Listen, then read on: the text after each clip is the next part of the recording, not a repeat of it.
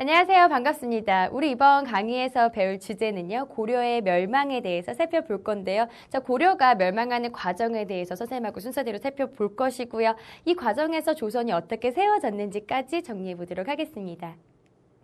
자, 여러분, 이번 시간에 우리가 첫 번째로 배울 주제는요. 명나라의 그 천령의 설치 요구에 대해서 고려가 명을 정벌하러 가지요. 요동정벌과 이 과정에서 이성계가 일으켰던 위화도 회군에 대해서 살펴보도록 하겠습니다.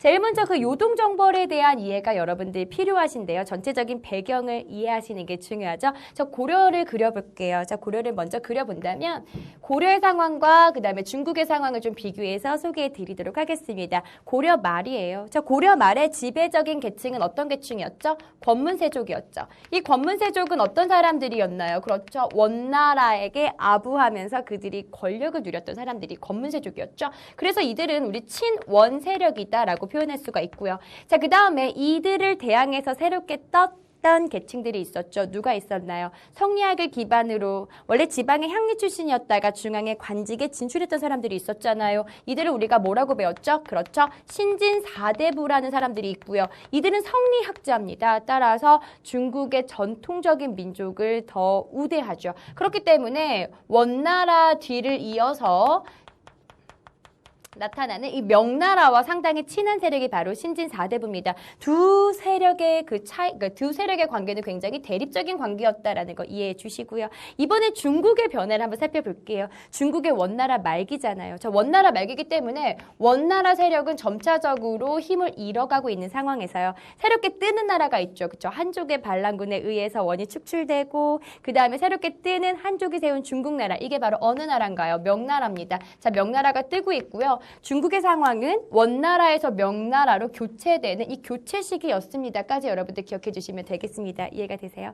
좋아요. 자, 그런데 이 과정 속에서 요동정벌이라는 사건은 왜 일어나는지 잠깐 소개해 드릴게요. 자, 요동이라는 곳의 위치가 어딘가요? 요거 정도 익히셔야 되거든요. 요동 하는데 막상 요동이 어딘지 찾으라 그러면 이런단 말이죠. 그럼 요동이 어디냐면 이 랴오어강의 동쪽. 이게 바로 요동입니다. 랴오어강의 동쪽 여기 지역인가요? 그렇죠. 이 지역이 바로 요동이고요. 여러분들 이 요동 지역은 처음 본 게 아니잖아요. 그렇죠. 저 고구려 때부터 우리의 땅이었던 곳이 바로 요동 지역입니다. 광개토대왕 때 이 지역까지 점령을 했었던 것들 기억이 나시나요? 좋아요. 자, 그렇다면 이 요동정벌이라는 사건이 왜 시작이 됐냐면 나라가 원에서 명으로 바뀌었습니다. 바뀌게 되면서 명나라가 우리에게 굉장히 어이없는 요구를 하는 거야. 어떤 요구를 하냐면 야, 고려야, 니네가 갖고 있던 그 쌍성 총간부 지역 그 천령 이북 지역 있잖아. 원나라로부터 니네가 빼앗았던 이 천령 이북 지역 있잖아. 이거 원래 원나라 땅이었는데 공민왕이 빼앗은 거니 우리에게 돌려줘. 왜냐면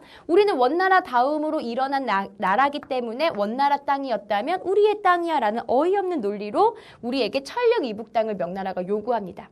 어이가 없죠. 그래서 이 고려 말에 최영 장군은 사실은 우왕의 장인이었기 때문에 권문세족에 가까웠던 사람들이거든요. 그래서 이제 최영 장군은 야, 무슨 소리야. 너희가 이런 논리로 이야기한다면 우리도 똑같은 논리로 너희를 공격할 거야. 어떻게 공격하냐 봅시다. 요동지역 지금 명나라의 땅이죠. 그런데 이 요동지역은 원래 우리 고구려의 땅이었잖아. 그럼 마찬가지야. 그래? 너네 천령이북을 돌려달라고 요구한다면 우리도 요동지역을 우리 땅이니까 돌려달라고 요구해야지 라는 것이 바로 우리의 논리고요. 최영 장군의 논리죠. 그래서 추진된 게 바로 고려의 요동정벌입니다. 이해가 되세요? 이해가 되시죠? 그런데 사실 이성계는 이 최영 장군의 부하였어요. 최영은 앞서도 말했지만 우왕의 장인이었기 때문에 권문세족과 이렇게 친분이 있었다면 이성계는 사실 신흥 무인 세력과 친분이 상당히 있었거든요. 어때? 약간 대립적인 구도를 띠고 있죠. 이성계한테 명령을 딱 하자 이성계가 아니되옵니다. 우리가 요동을 정벌하러 가는 것은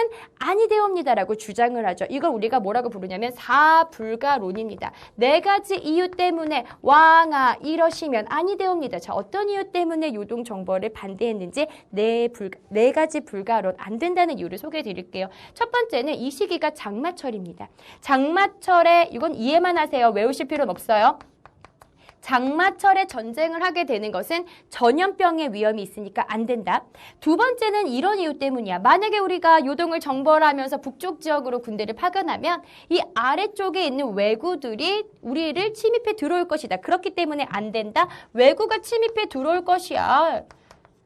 명나라랑 싸우면 이런 이유 때문에 안 된다라고 주장했고요. 세 번째는 이거죠. 지금은 농사철입니다. 왕아, 지금은 농사철인데 농사철에 이렇게 군대를 일으키게 된다면 농사는 어떻게 하냐? 안 된다. 네 번째 이유는 어떤 이유 때문이냐면요.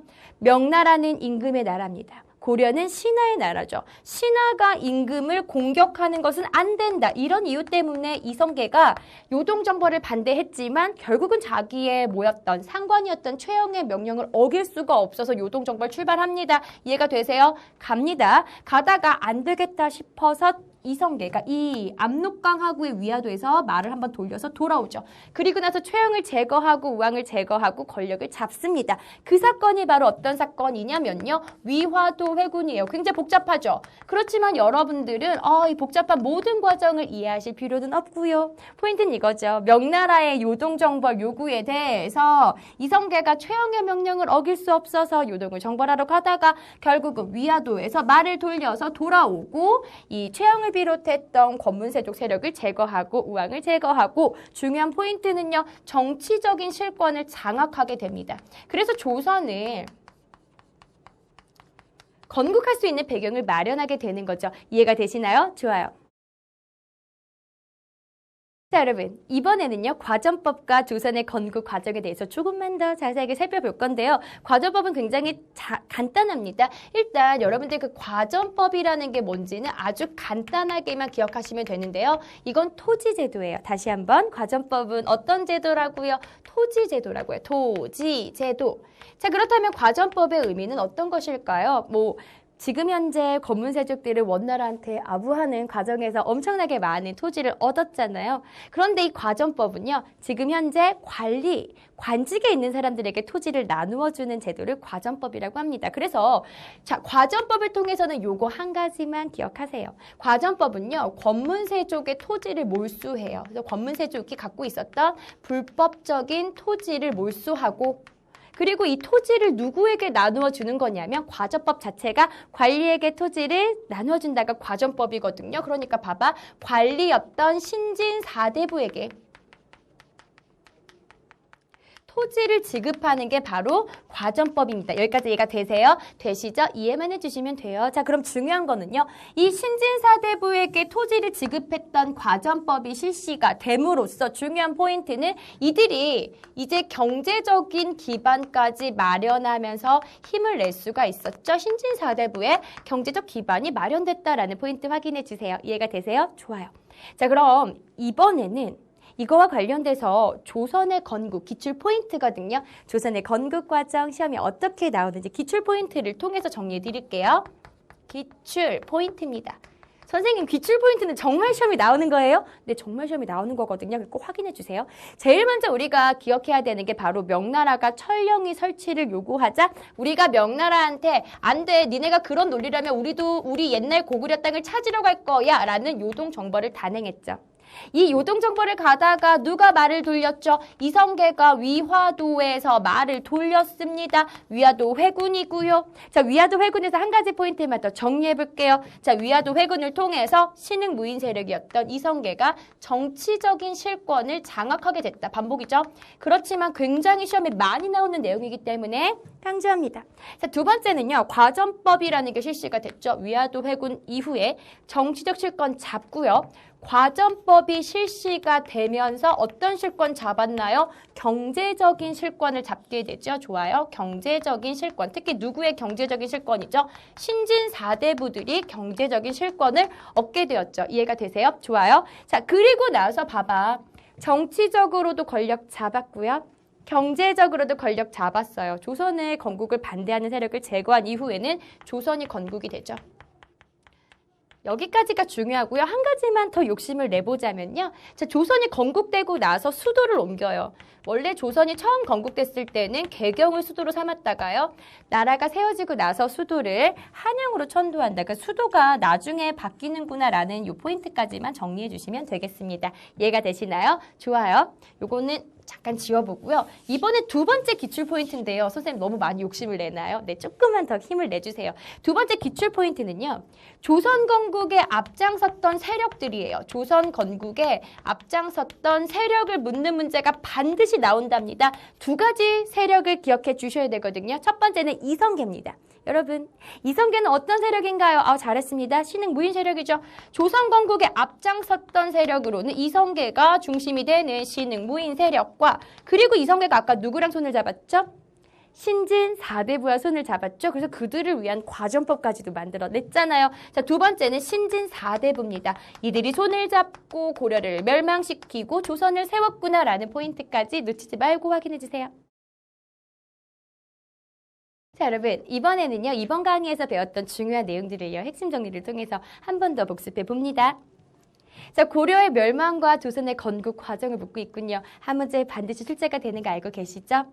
요동 정벌 과정에서 위화도 회군, 과저법 실시, 반대파를 제거하고 조선이 세워지죠. 더 중요한 것은 조선이 건국된 다음에 한양이 만들어진다. 한양으로 수도를 천도한다라는 사실까지도 놓치지 말고 확인해 주세요. 자, 여러분, 이번에는 이번 강의에서 배웠던 중요한 내용들을 문제를 통해서 확인해 보도록 할 겁니다. 먼저 답을 다 풀어보셨죠? 문제 다 풀어보셨죠? 이제 선생님하고 답을 맞춰볼게요. 1번부터 볼게요. 1번입니다. 요동을 정벌하러 가던 이성계가 보이시나요? 위화도에서 말을 돌렸거든요. 이 사건을 뭐라고 하죠? 짠! 위화도 회군이 되겠네요. 두 번째는요. 이 문제도 상당히 중요한 문제랍니다. 신진 4대부들이 문란한 토지 제도를 바로잡기 위해 권문세족들이 갖고 있는 불법적인 토지를 의미하는 거죠. 이들의 토지를 빼앗기 위해서 또 신진 4대부들에게 나눠주기 위해서 실시했던 토지 제도가 있죠. 어떤 제도인가요? 과전법이죠. 놓치지 말고 정리해주세요. 아주 중요한 두 가지의 사건이랍니다. 자, 이렇게 해서 오늘 이번 시간에는 고려의 멸망 과정에 대해서 살펴봤는데요. 좀 복잡한 내용들이 여러 개가 나오기 때문에 여러분들 꼭 복습해 주셔야 되고요. 강의 듣느라고 수고하셨습니다.